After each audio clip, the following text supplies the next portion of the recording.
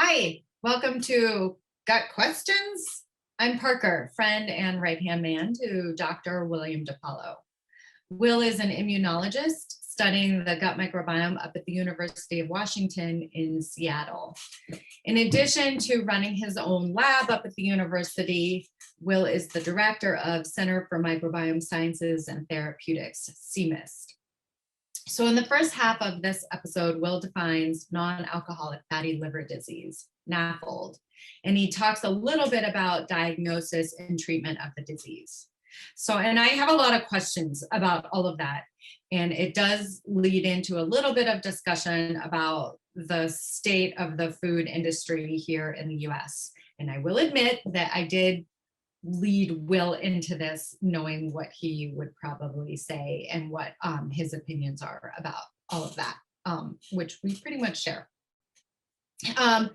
Anyway, this is a great project that was started at USC, University of Southern California, when Will was still down here in California at Keck Medical School with Dr. Tania Mitsinikos, who at the time was a pediatric gastroenterology fellow with Children's Hospital Los Angeles. So in this animal model, mouse model, Will and Tania wanted to answer a couple of questions. Number one, can different types of nutritional plans reverse NAFLD? Number two, can a fecal microbiota transplant, an FMT, reverse NAFLD? So we do get into talking about nutrition, about diets, and this actually includes a popular plan for many people out there, the paleo diet, which technically is a Neolithic diet. Anyway, it's a great project. Yes, I do say that about all of Will's projects, but it's true. This is a great project. And it's really interesting. And so with that, I give you my friend and boss, Dr. Will DiPaolo. Okay, so we're recording. Coming at you from Seattle, Washington and Pasadena, California. Got questions. So NAFLD, let's talk about non-alcoholic fatty liver disease and the project that you did with Dr. Mitsinikos, Dr. Tania Mitsinikos at Children's Hospital, LA. Yeah, no problem. Yeah, so this was a project that Tania, so pediatric fellows have to do 2 years of research. And so Tania was looking at labs and she wanted to, she came while we were talking about this project, she wanted to do something on liver, and she also wanted to do, had no problem creating a mouse model or working with animals. So that was really shocking to have an MD that actually wanted to do. And she was really good at the end. She was very, very good. And by the end, she was I was so rusty. She was fast. Her hands, fast. Yeah. But non-alcoholic fatty liver disease, it's actually the most common cause of liver disease in the Western world. And that means that it affects 80 to 100 million people and children in the United States alone, and 1 billion people worldwide. So it's a huge sort of problem where it's really a spectrum of diseases that range from just a basic steatosis, which is fatty accumulation in the liver, and then that progresses to non-alcoholic steatohepatitis, which is NASH. And NASH is the progressive form of NAFLD, and that usually is that you get the symptoms is a fibrosis, a fibrotic sort of liver, whereas non-alcoholic fatty liver disease doesn't have the fibrosis, less immune activation, but it's mostly really just the fatty accumulation in the liver. So it's sort of an umbrella bucket type NAFLD. Okay. Right, and it's a hard disease to diagnose because there's no test directly for it. So they have to rule out a lot of other features first, or a lot of other ideas first. So any sort of viral hepatitis or things like that. And so they have to rule those out. And then if they can't figure out what's causing it, then more than likely it's a non-alcoholic fatty liver disease diagnosis. It's the diagnosed, I mean, what does a child come in with and you're thinking, oh, maybe this child has NASH? And because of what you just said, does that mean that maybe some parents aren't actually having their children or not asking the right questions? Or, I mean, because Yeah. if you, Well, I think it's a hard, and so with obesity affecting so many individuals, and now it's like in children, like there are children out there with BMIs like over 40, and so it's a really depressing sort of yeah, prognosis. And so, I think a lot of the symptoms of non-alcoholic fatty liver disease would be sort of like fatigue, like not a lot of activity, uh, jaundice of the skin, jaundice of the eyes, maybe like rash on their hands. But I think a lot of kids these days and adults have a very sedentary life, and so yeah, fatigue and not wanting to do something. How do you die? Like this is where it is. This is where it might be difficult for a parent. But if your child's overweight, if they have like a diagnosis of obesity or they have a very high BMI, if they're pre-diabetic, if they have any sort of thyroid or metabolic syndrome, those that are a good MD is going to be thinking, I right. might want to be, okay.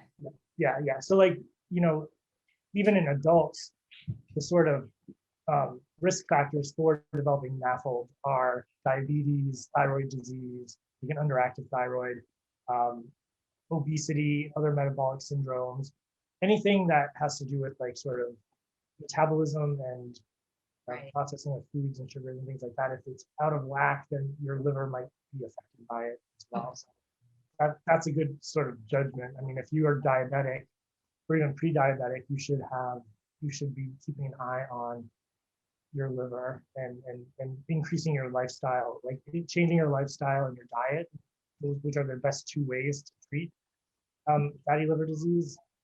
You should be altering your lifestyle and your diet in order to. Does that mean there's maybe like a cure for NAFLD and the cure is just Get to up move and eat correctly, if you will? Yeah, but I think and that gets into like a whole very interesting discussion about, well, yeah, so yes, they're the best and like the most effective treatment for NAFLD is diet modification and lifestyle modification. But a lot of that is unreachable or unattainable for certain sets of individuals and groups of individuals, right? Yeah. So like it's a lot This easier to go population, to the right. I mean, if you have like you can feed a family off the dollar menu of McDonald's, right?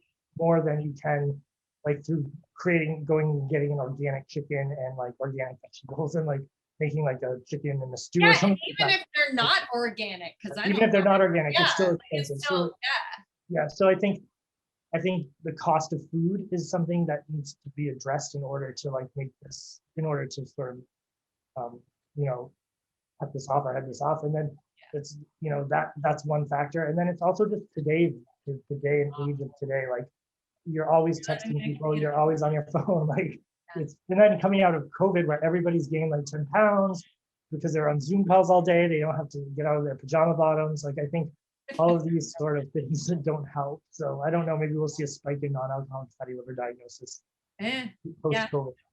But I mean, so I just think that those are things, so back to what we're talking about is, risk factors have to do with sort of diabetes and metabolic syndromes and things like that. So then walk me through the project that you did with Tania when she was with the lab. So she was with the lab for 2 years as a pediatric gastroenterologist, a fellow. Right. Yep. Okay. Yeah. So she joined the lab. We decided to do an animal model of non-alcoholic fatty liver because those things that we wanted to test would have been much easier answered using an animal model. And you can, there's a lot of liver tissue that you can use and harvest, and like then there's treatments that you can do to animals that are not allowed to do to humans, but yet FMTs, fecal microbiome transplants, are really only allowed or should be allowed for C. difficile infections, Clostridium difficile infections. Everything else is like clinical trials and gathering data right now. So there's really the only approved use of FMTs is for treatment of C. difficile. Okay. That's the only approved use of them. But there are clinical trials out there. Okay, because I did read something this morning that I was curious about. There are clinical trials and people are gathering data, but the only really approved use clinically is C. diff. Is C. diff. Okay. So we wanted to ask a couple of questions here. First is, can different types of diets reverse non-alcoholic fatty liver disease? And this is an interesting question because doctors tend to put their patients on a very standard diet, which is like a low-fat diet that tends to be a little bit moderate to high in carbohydrates.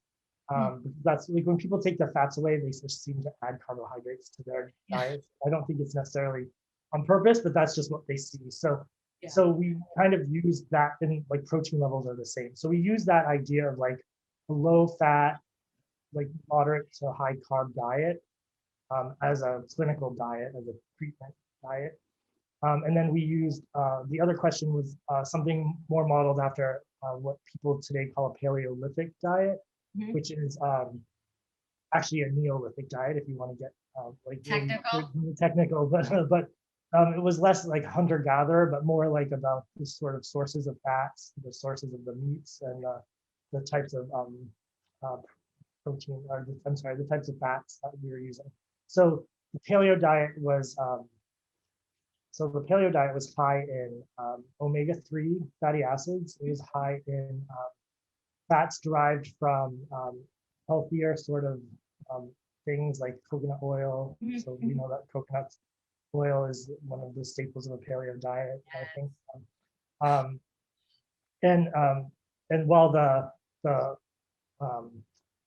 clinical diet was much more just a low-fat carbohydrate diet, and then the diet that we used to induce NAFLD was based on a Western diet, and that one was high in cholesterol, high in fructose, and had very high omega-6 fatty acids, whereas omega-3s are kind of associated with health. Omega-6 is associated with inflammation and things like that. So we use these two sort of diets, these three diets to test our hypothesis, which was that even though a paleo diet is high in fats, we thought that it would also reduce steatosis, just because of potentially the types of fats that were in the paleo diet compared to the non-alcoholic fatty liver diet.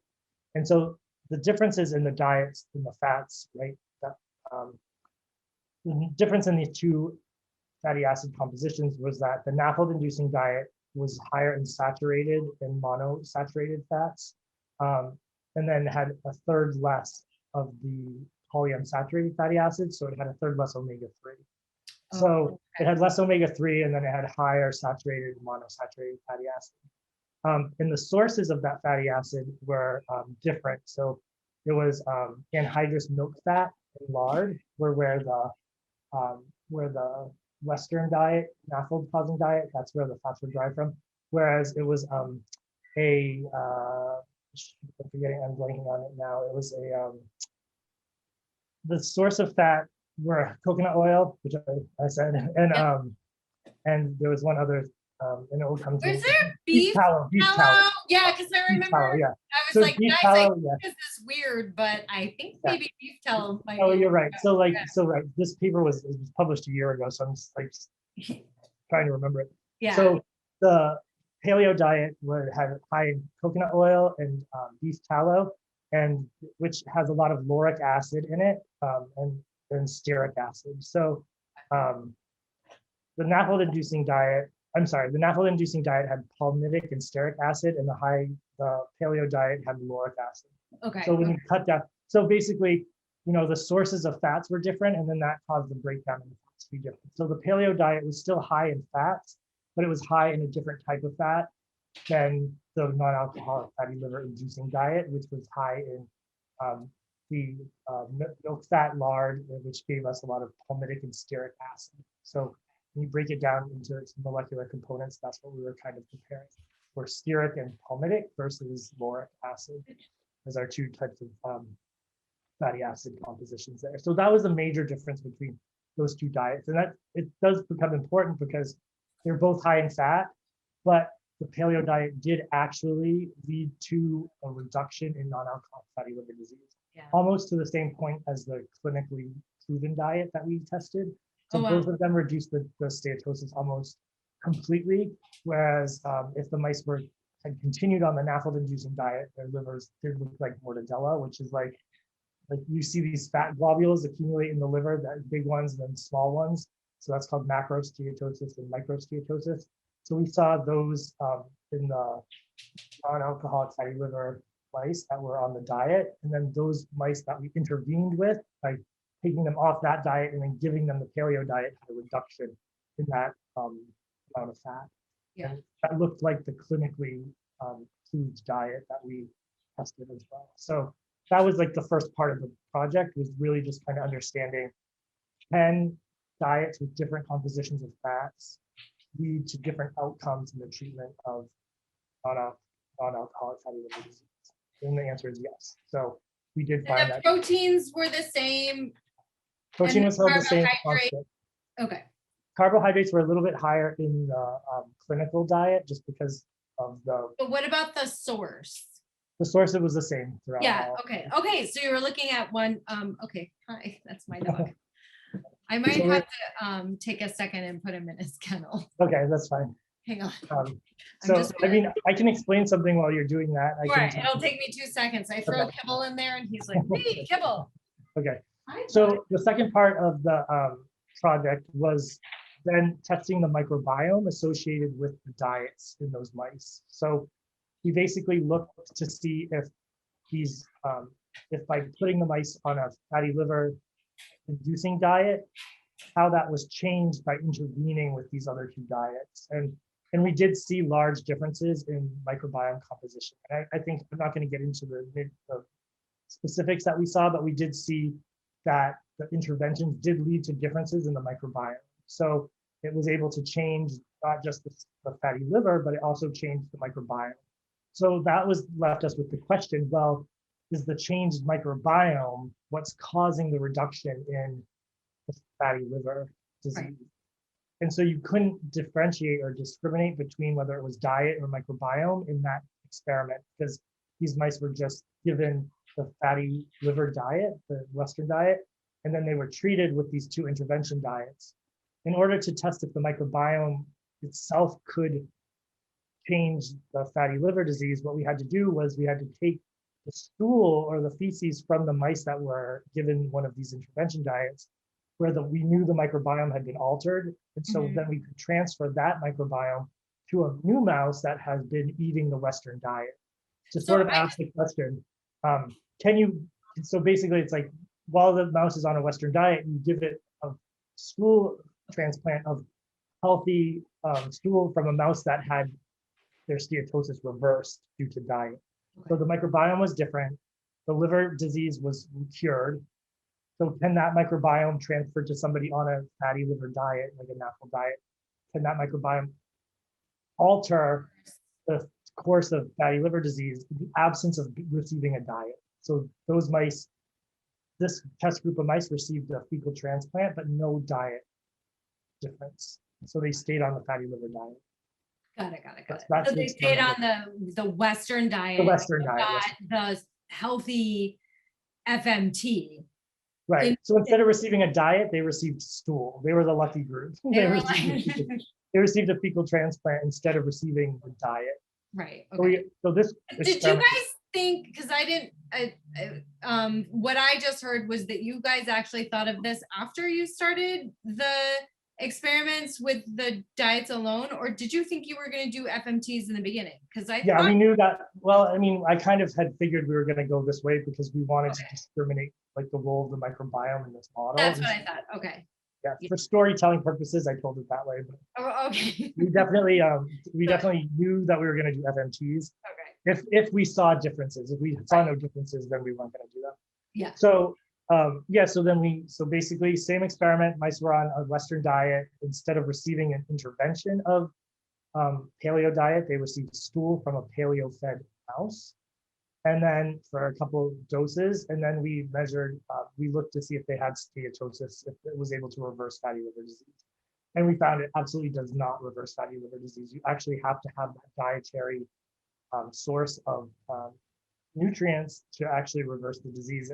In many cases, and especially in the paleo stool, it actually made the disease look a little bit worse. And that seems shocking because the paleo diet fixed the steatosis, but the microbiome derived from that diet did not fix the steatosis.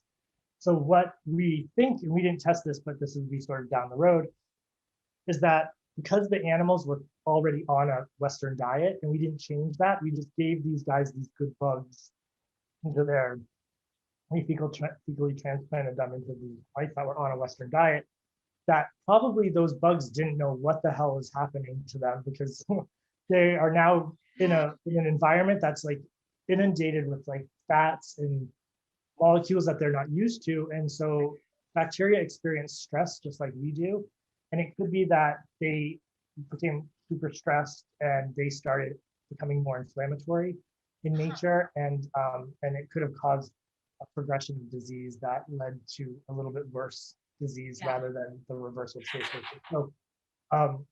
So I think we can't rule out that the fecal microbiome may have a role in this, and I think it probably does. But what this study definitely highlights is the need for much more research done on fecal transplants before we start using it for every disease. And that's like an issue that I have with fecal transplants, is that people think that they can just fecally transplant everybody with every disease and like with a healthy stool and you're gonna get cured. And I think that we have to be really careful about understanding the environment that those bacteria are being plunged into. Because in this case, you know, if these mice had decided to go on a paleo diet and receive the paleo stool together, maybe they would have been like even healthier. Maybe they would have been like super healthy mice and like and been doing like bench pressing 100 pounds or something. But instead, you know, most Americans who are on these sort of diets, we figured there'd be sort of, we asked like the lazy man's question, which was like, can I still eat like crap? Yeah. Like I take a fecal transplant and everything will be okay. And the answer is like, absolutely not. Like these bugs are experiencing everything your cells are experiencing. And so if you're inundating them with high levels of cholesterol, high levels of omega-6, these are the molecules that the bugs will encounter and can metabolize themselves. And so they're eating what you're eating. Basically, the idea is that what you put into your body is what you feed your microbiome. And so no matter what healthy microbiome you put in there, if you're eating like crap, then the microbiome is going to act like crap and it's going to come back to bite you. And in this case, it made the liver's pathology much worse. And actually, we saw indications of fibrosis. So we actually saw progression to NASH in both the clinically proven, or the clinical diet, which was the low fat diet. Even their microbiome still was unable to reverse the steatosis. So it wasn't specific to the paleo diet stool, it was actually the clinical diet stool as well. So it wasn't paleo specific. This happened regardless of the source of the stool sample. Oh, wow. So I think that's important to talk about or to understand. Totally. So NAFLD, non-alcoholic fatty liver disease. Yeah, no, I was right. Yes, I think that there are a couple of important messages to walk away with from that episode. You might have some others, but I think for me, one is that FMTs, the fecal microbiota transplants, there's much more research that needs to be done with those. But with the human microbiome in general, and researchers are only now just aware that they have just scratched the very tippy tip of the surface. I think the second thing is that researchers need to be considering the environment of the intestine, the environment of the gut and the health of the gut, because it seems to me that most groups are looking at what they're putting into the gut, and that's well and good, but how is, I like Will's approach in that he's also thinking about, well, but what's the state of the gut right now while we're putting all this stuff into the gut. So that would be the second, I think, big take home from this study. So in the second half of the study, we get into talking about, because I have a ton of questions about this, that I'm just curious to get Will's opinion on, but how the news and social media are presenting microbiome research to the general public, NAFLD research, but also just, nutritional research in general.